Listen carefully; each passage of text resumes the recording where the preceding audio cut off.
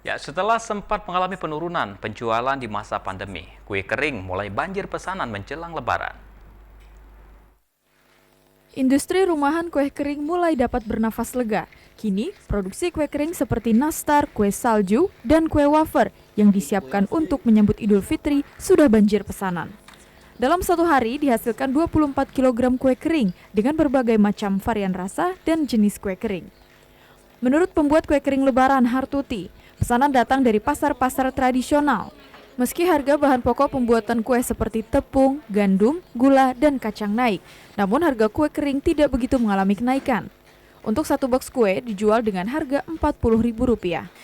Kalau untuk tahun sekarang sudah mulai mendingan dibanding tahun yang kemarin. Kalau kemarin memang agak berkurang karena masih suasana corona kan. Kalau ini sudah lumayan normal. Ya, sudah mulai banyak yang order-order.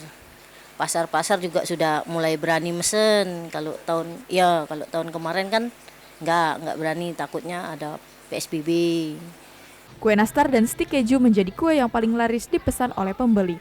Adi Gunawan, TVRI Sumsel melaporkan.